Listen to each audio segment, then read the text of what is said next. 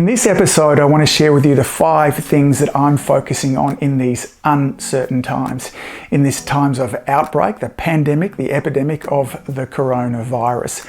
Welcome to the Marketing Your Practice podcast. I'm Angus Pyke. Now, on a daily basis, I'm having conversations in person, online, via email, you name it, with practitioners from around the globe who understandably are in a state of fear, of anxiety, of overwhelm because of all the changes that are happening. So in today's episode, and I'm going to be releasing some more episodes in this coming week, sharing a little bit more about the conversations that I'm having with my patients, how I'm setting things up across our multiple practices, the conversations we're having with our staff, and the way that I'm looking at the changes that are happening as we move forward. So thing number 1 that I'm doing is I'm focusing on staying really well informed. Now, this is a relative new strategy for me. If you haven't noticed, up until now, I'm incredibly positive. I sometimes have a tendency to get a bit all Pollyanna about things and always see the upside. Now, this sometimes means that in the past, I've had a tendency to kind of stick my head in the sand. And it's been difficult for me to really dive in and get really well educated about this. So when I'm staying informed, one of the things I've had to realize is I've had to look at where am I getting my information from, and to make sure I'm not getting information from my family, my friends, God bless you all there as well. Social media is I'm going to really reputable websites, and also understanding that they have a filter with which they're sharing information from. And First of all, I'm not just reading headlines. I'm making sure that I work my way through the information so I can understand the mortality and what's going on and how this is spreading. And this has helped to inform a lot of the other things that I'm focusing on. The picture that is being painted really clearly now is that those people that are getting really sick and or dying from coronavirus tend to be those people that already have pre-existing issues going on. They have health issues. There are very few healthy individuals of any age that seem to be getting incredibly sick and or dying from coronavirus. Certainly that's information that's coming out at the time that I'm recording this now.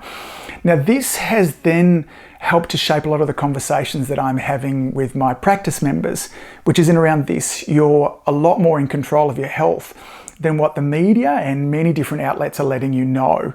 We want to be creating an environment for you that is much more likely to have health thrive rather than coronavirus.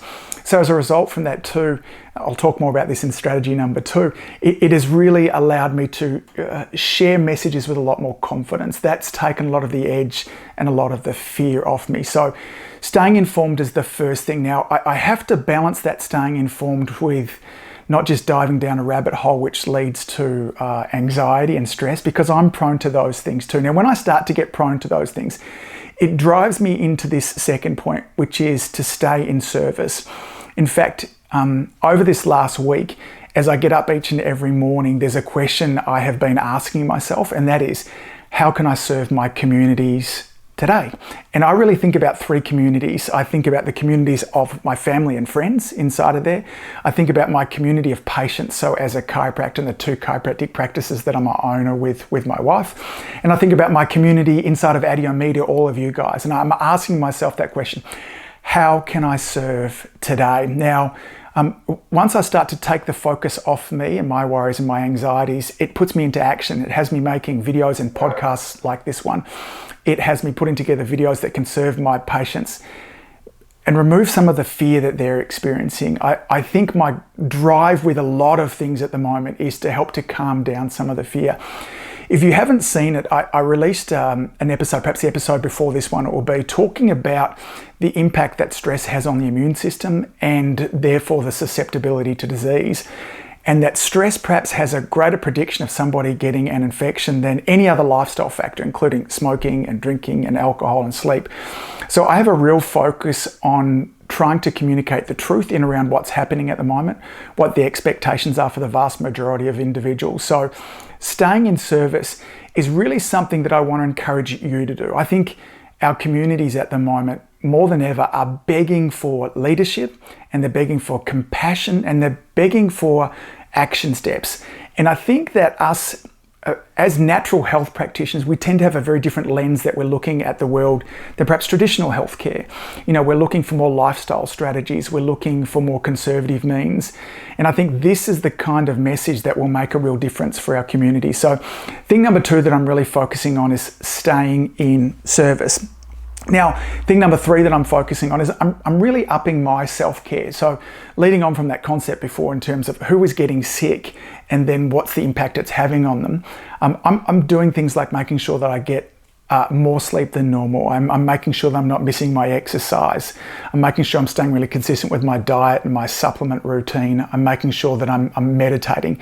Now, not so much because I'm fearful of the coronavirus, but it would be impossible to ignore the community funk that's happening at the moment. You know, my practice day and Friday, I went in there to kind of help out, and I've never felt a palpable sense of fear in my 22 years of practice like I felt that day. And I wish I was able to be immune to that, but I'm not. And so I'm realizing that at this stage here, I need to really up my self-care. So I'm taking extra strategies. Sometimes I can get a little lazy with regards to my supplementation, with my meditation, all those kind of things there too. But I'm dialing that in and sometimes meditating 2 and 3 times a day because I need to find that calm and peace if I'm to step up into, I talked about thing number 2, if I'm to step up into service and leadership as well. So thing number 4 I'm reminding myself about is about perspective. And part of the media's job here really is to gain our attention in any way possible. And the best way of gaining anyone's attention is with fear. And so the underlying message that is really being shared around the world by both traditional and social medias is all one of fear. Now, what we don't stop to think about is in this last 12 months, according to, I think it's the Lancet journal I looked at this for, is there are 11 million people that died purely because of a lousy diet. 3.2 million people died because they were inactive or weren't exercising. The number of people that said that 7 out of 10 people have died because of totally avoidable lifestyle behaviors. You know, they were not sleeping enough, they were cigarette smoking, they were drinking too much alcohol, they were taking drugs, they were involving themselves in risky behaviors, and yet we weren't talking about that at all. Now, at the time of me recording this right now, and I know it will grow, I'm not ignoring this, but I think there's 1,500 deaths. Let me say that number again. There were 11 million people that died last year because of a lousy diet, and we virtually read nothing about it. We don't look at it online. We go on with our days like nothing has happened. So bringing some perspective in around what's going on, the impact that the coronavirus is happening, helps to calm me down a little bit as well. So perspective is always really important. And the 5th and final thing that I'm really focusing on as well, again to wrap it up too, is gratitude, is finding time each and every day, moments throughout the day for me to stop and be grateful. You know, this morning I went for a walk with my dog like I do most mornings, and it was a beautiful sunny Melbourne morning here as well, cold but crisp, beautiful blue skies. And I had an opportunity just to kind of listen to the birds and look at the playfulness of my dog and breathe the clean, crisp air. And I just was a moment to be grateful for that. Before I'm going to bed each evening, I'm sitting down, I'm thinking of at least 3 or 4 things that I can be grateful about as well. This has an impact on the perspective I talked about before, the way I look at the world. It helps me be in more service. It takes me away from fear. So these are the very practices that I'm really focusing on at the moment. Some of those or all of those might be kind of helpful for you as well. So in kind of summary, those things again, first of all, I'm staying informed. I'm thinking about though where I'm getting my information from. I'm going to reputable websites, and I'm not just reading headlines of things. I'm not taking too seriously the information that's coming to me from my friends and or family and or social media, okay? Thing number 2 that I'm doing, and perhaps what's having the greatest impact on me, is I'm staying in service. I'm thinking about how can I serve and look after my family? How can I serve and look after the patients inside of my practice and my staff members inside of there as well? And then how can I serve the ADIO Media community in providing leadership? So leadership as a practitioner, leadership as a father, leadership as a friend inside of there too. I'm upping my self-care, all the things I talked about before. In times of past, when I get stressed and anxious, it tends to be then when my self-care drops off. I'm much more likely to want to eat sugary crap, less likely to exercise, less likely to want to go to bed, and more likely to want to binge and buffer on television and things like that as well. I'm reminding myself of perspective, that whilst the fact that there are extra people dying and the stress that's happening is terrifying and horrible, and I'm staying in compassion and care about that as well.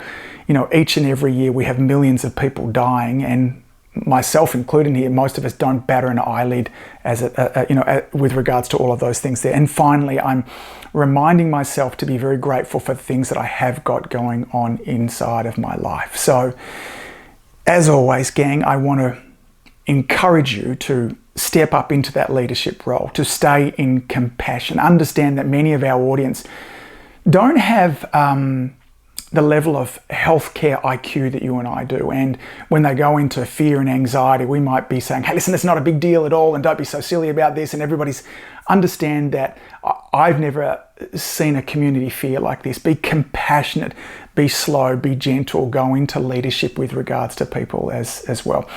Your community needs you to step up. Thank you for all that you do. Keep saving lives, and I look forward to seeing you back here on the Marketing Your Practice podcast real soon. Take care, gang. Bye.